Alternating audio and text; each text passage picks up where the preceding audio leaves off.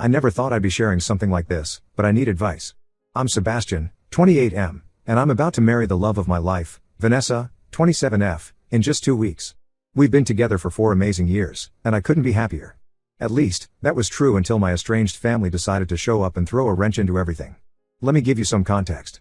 I grew up in a small town in Ohio, where everyone knew everyone else's business. My parents, Dalton, 55M, and Jessica, 53F, were well-respected members of the community. My dad owned a successful local hardware store, and my mom was a teacher at the elementary school. From the outside, we looked like the perfect family, but appearances can be deceiving.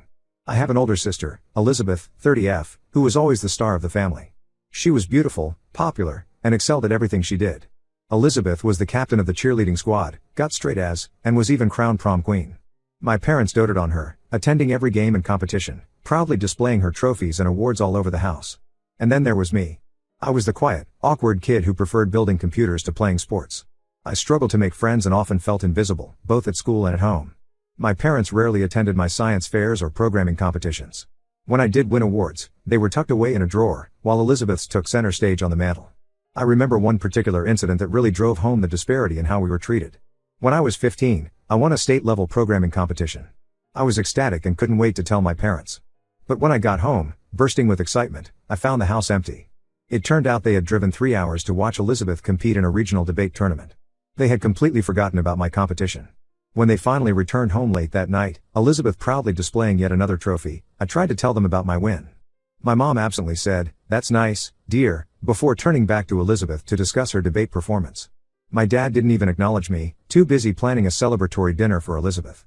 That was the moment I realized I would never be a priority in my own family. From then on, I threw myself into my studies and my coding projects. I worked part-time at a local computer repair shop, saving every penny for college. I was determined to get out of that town and away from my family as soon as I could. The day I left for college was both terrifying and liberating. I had gotten into a good computer science program on the other side of the country, in California. My parents seemed more relieved than sad to see me go. Elizabeth, who was already in her second year at a prestigious Ivy League school, didn't even bother to come home to say goodbye. Once I was in California, I cut off almost all contact with my family. I would occasionally talk to my dad, who seemed to feel some guilt about how I had been treated, but even those conversations were infrequent and superficial. I focused on building my own life, excelling in my classes, and eventually landing a great job at a tech startup in San Francisco. It was at that startup that I met Vanessa. She was a new marketing hire, and we bonded over late nights working on a big project. Vanessa was everything I had ever wanted in a partner: kind, supportive, and genuinely interested in who I was as a person. For the first time in my life, I felt truly seen and appreciated. Our relationship progressed quickly, and within a year, we had moved in together. Vanessa knew about my family situation and was incredibly understanding. She never pushed me to reconnect with them, respecting my decision to keep that chapter of my life closed. Fast forward to 3 weeks ago. Vanessa and I were in the middle of last-minute wedding preparations when I received an unexpected email from Elizabeth. She said she and our parents needed to meet with me urgently. I was hesitant, but Vanessa encouraged me to hear them out, thinking they might want to reconcile before the wedding. When they showed up at our apartment last week, I could immediately tell something was off. Elizabeth looked nervous and fidgety, while my parents had an almost smug expression. That's when they dropped the bombshell. Elizabeth was pregnant, and she claimed the baby was Vanessa's ex-boyfriend's child. I was stunned. Vanessa had dated a guy named Mike, 29M, for a few months before we got together, but they had broken up amicably. In fact, Mike had moved to New York for a job opportunity, which was part of the reason for their split. Elizabeth claimed she had evidence of an ongoing affair between Vanessa and Mike, right under my nose for years. Elizabeth said she had text messages, photos, and even hotel receipts proving the affair. She threatened to expose everything unless I called off the wedding and let her have Mike instead. According to her, she and Mike had a connection when they met at a conference in New York a few months ago, and she was certain he would want to be with her if Vanessa was out of the picture. I couldn't believe what I was hearing. My own sister, who I hadn't spoken to in a decade, was trying to blackmail me and steal my fiancé's ex-boyfriend. It was absurd. I knew Vanessa would never cheat on me, and I trusted her completely. But Elizabeth insisted she had proof, and my parents were backing her up, saying they had seen the evidence themselves. Vanessa was just as shocked as I was. She vehemently denied any involvement with Mike and was hurt that my family would try to destroy our relationship like this. We asked Elizabeth to show us her so-called evidence, but she refused, saying she'd only reveal it if we agreed to her demands. I was furious. Not only were they trying to ruin my happiness, but they were also willing to drag Vanessa's reputation through the mud. I told them to get out of our apartment and never contact us again. As they left, Elizabeth warned that she'd go public with the information if we didn't comply within a week. Now, Vanessa and I are trying to figure out what to do. We know the allegations are false, but we're worried about the damage Elizabeth could do if she starts spreading lies. Vanessa suggested we contact Mike to get his side of the story, but I'm hesitant. What if reaching out to him makes things worse? I can't help but think about how this is just another example of my family's toxic behavior. Even after years of no contact, they still found a way to insert themselves into my life and try to control me. Part of me wants to expose their scheme and humiliate them as they intended to do to us. Another part just wants to ignore them and hope they'll go away. But with the wedding so close, I'm worried about what they might do. Vanessa has been incredible through all of this. She's hurt by the accusations but more concerned about how this is affecting me. She's suggested we postpone the wedding if we need time to deal with this, but I don't want to let my family dictate our lives any more than they already have. I'm at a loss for what to do. Should we confront them head on? Ignore them and hope for the best? Or should we come up with a plan to turn the tables on them? I never wanted drama in my life, especially not right before my wedding. Any advice would be greatly appreciated. Update 1. It's been a week since my last post, and to say a lot has happened would be an understatement. I want to start by thanking everyone for their advice and support. Your comments helped Vanessa and I realize that we needed to take action rather than let my family control the narrative. After much discussion, we decided our first step should be to reach out to Mike, Vanessa's ex-boyfriend. I was nervous about this. What if Elizabeth was telling the truth? What if Mike confirmed the affair? But Vanessa was confident, and her trust in me gave me the courage to make the call. Contacting Mike turned out to be the best decision we could have made. He was completely shocked when we told him about Elizabeth's claims. He assured us that he hadn't been in contact with Vanessa since their amicable breakup years ago, let alone had an affair with her.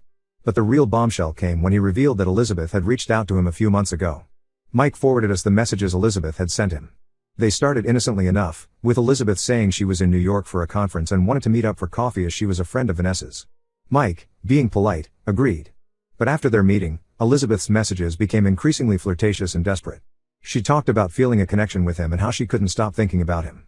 Mike had politely but firmly turned her down, telling her he wasn't interested in a long-distance relationship and that it wouldn't be right given his history with Vanessa. This information gave us a crucial piece of the puzzle, Elizabeth's motive. It seemed she had become infatuated with Mike and concocted this elaborate scheme to try and win him over. It was manipulative, desperate, and frankly, a little scary. Armed with this knowledge, Vanessa and I decided to confront my family. We set up a meeting at a local coffee shop, a public place where they couldn't make a scene. When they arrived, they looked confident, probably thinking we were going to give in to their demands. Instead, we laid out everything we knew. We told them about our conversation with Mike and showed them the messages Elizabeth had sent him. The look on Elizabeth's face was one I'll never forget. She went from smug to panicked in seconds. My parents, who had been backing her up until that point, suddenly looked unsure and embarrassed. Elizabeth tried to deny everything at first, claiming the messages were fake. But when we threatened to call Mike right then and there and put him on speakerphone, she broke down. Through tears, she admitted that she had made everything up. She was pregnant, but the father wasn't Mike, it was a married colleague she had been seeing, who had refused to leave his wife for her. She said she had become obsessed with Mike after meeting him, convincing herself that he was the answer to all her problems. When he rejected her, she came up with the plan to accuse Vanessa of having an affair with him, thinking that if she could break us up, she might have a chance with Mike. My parents were mortified. They had believed Elizabeth's lies without question, never once considering that she might be manipulating them. They started apologizing profusely, but I cut them off. I told them that their willingness to believe the worst about me and Vanessa, without any real evidence, showed how little they truly cared about me. I made it clear that they were not welcome at our wedding and that I wanted nothing to do with them going forward. Elizabeth tried to apologize, saying she was desperate and didn't know what else to do. She talked about how her life hadn't turned out the way she expected. She was single, in a dead-end job, and now pregnant with a married man's child. She said she saw how happy and successful I was and it made her jealous. But I couldn't forgive her for trying to destroy my relationship and Vanessa's reputation. I told her that her problems were her own to deal with, and that she needed professional help, not schemes and manipulation. As we left the coffee shop, I felt a mix of emotions, relief that the truth was out, anger at my family's actions, and sadness for the relationships that were now permanently damaged. Vanessa held my hand tightly, reminding me that we were in this together. We spent the rest of the day calling our friends and Vanessa's family, explaining the situation and reassuring them that the wedding was still on. Most were supportive, though a few expressed concern about the family drama. Vanessa's parents, who had always been warm and welcoming to me, were particularly upset on our behalf and promised to support us however they could. Now, with just a week to go until our wedding, Vanessa and I are trying to focus on the positive. We're more committed to each other than ever, and we're looking forward to starting our life together, surrounded by people who truly care about us. We've hired additional security for the wedding, just in case my family tries to show up uninvited. This whole ordeal has been stressful and painful, but it's also shown me how strong Vanessa and I are as a couple. We face this challenge together, supporting each other every step of the way.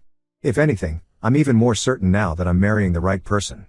As for my family, I don't know what the future holds. Right now, I can't imagine ever wanting them in my life again. But I'm trying to focus on my upcoming wedding and the life Vanessa and I are building together. That's what really matters. Update 2. It's been 3 months since our wedding, and I wanted to give you all an update on how things have been going. First off, I'm happy to report that Vanessa and I had a beautiful wedding day. Despite the drama leading up to it, we were able to focus on our love for each other and the joy of starting our new life together. The additional security we hired wasn't needed. My family didn't try to show up or cause any problems. The aftermath of the confrontation with my family has been complicated. About a month after the wedding, I received a long email from my dad. He expressed deep remorse for his role in Elizabeth's scheme and for years of neglect during my childhood. He explained that he had always felt guilty about the way I was treated but had never found the courage to stand up to my mother or challenge the family dynamic. In his email, my dad shared some things about his own childhood that I had never known. He grew up in a strict, emotionally cold household where his own achievements were often overlooked in favor of his older brothers. He said he had promised himself he would be different with his own children, but somehow had fallen into the same patterns with me and Elizabeth. He acknowledged that this wasn't an excuse for his behavior, but rather an explanation and a starting point for his own self-reflection. My dad's email was heartfelt, and for the first time, I felt like he was truly seeing me. He asked if we could meet to talk things through. After discussing it with Vanessa, I agreed to have coffee with him. When we met, my dad broke down in tears. He apologized for everything, for not being there for me, for believing Elizabeth's lies, for trying to ruin my wedding.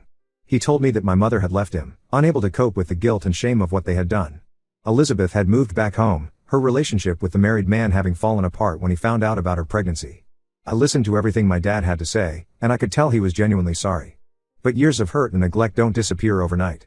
I told him I appreciated his apology, but I needed time to process everything. We agreed to take things slow, maybe meeting for coffee once a month to see if we could rebuild some kind of relationship. As for Elizabeth and my mother, I haven't heard from them directly. My dad mentioned that Elizabeth had started therapy to deal with her issues, and my mother was staying with her sister, still too ashamed to face me. Part of me is curious about how they're doing, but a larger part is relieved to have them out of my life. Vanessa has been incredibly supportive through all of this. She's encouraged me to be open to reconnecting with my dad while also reminding me that I don't owe my family anything. Her strength and love have been my anchor through this emotional roller coaster. On a happier note, Vanessa and I are settling into married life beautifully. We're talking about buying a house and starting a family of our own.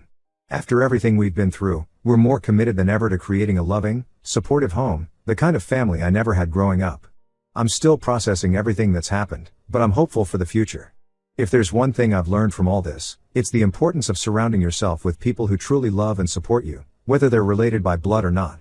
Update 3. It's been a year since my last update, and I wanted to share some significant developments in my life. Vanessa and I are doing great. We bought a house 6 months ago and are expecting our first child, a baby girl, in just a few weeks. We're excited and a little nervous about becoming parents, but we're facing it together. As for my family situation, things have continued to evolve. My relationship with my dad has slowly improved over the past year. We've been meeting regularly, and he's been putting in genuine effort to make amends and be a part of my life. He's expressed interest in being a grandfather to our daughter, and after many discussions with Vanessa, we've decided to give him a chance, with clear boundaries in place. Elizabeth reached out to me about 4 months ago. She had given birth to a healthy baby boy and said that becoming a mother had made her realize the gravity of what she had done. She asked for forgiveness and a chance to make things right. I was hesitant at first, but after talking it over with Vanessa and my therapist, yes, I finally took that step. I agreed to meet her. Our reunion was emotional and awkward. Elizabeth looked different, more mature, less self-centered. She apologized profusely for her actions and said she was committed to being a better person for her son.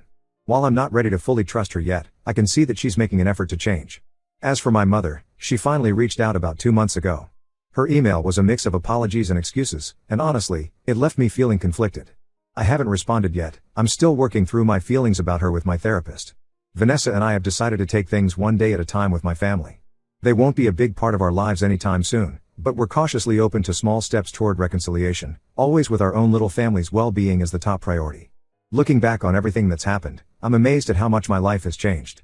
The family drama was painful, but it led me to confront issues I had been avoiding for years. I'm stronger now, more secure in who I am and what I want from life. As we prepare to welcome our daughter, I'm committed to breaking the cycle of favoritism and neglect that marked my own childhood. Vanessa and I promise to create a home filled with love, support, and open communication for our little one. The house we bought is in a quiet neighborhood with good schools nearby. We've been busy setting up the nursery, painting the walls a soft yellow and filling it with books and toys. Vanessa's parents have been incredibly supportive, helping us with the move and offering advice on parenthood. My dad has been trying to be involved too. He's offered to help with some renovations around the house, and while I'm still cautious, I appreciate his efforts. We've had some good conversations about the past and his hopes for the future. He seems genuinely excited about becoming a grandfather. Elizabeth and I have had a few more meetings since our initial reunion. She's been remarkably patient with my hesitancy to fully let her back into my life. She's shared some of what she's been working on in therapy, and I can see she's making real efforts to change her behavior patterns. Her son, my nephew, is adorable, and seeing her as a mother has helped me understand her better. I still haven't responded to my mother's email. My therapist has been helping me work through my feelings about her, but I'm not ready for contact yet.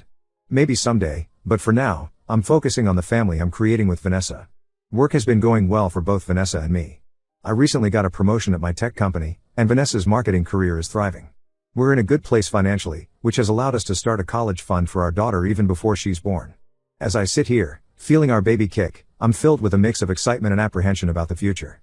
Parenthood is going to be a new challenge, but after everything we've been through, I'm confident that Vanessa and I can handle it together.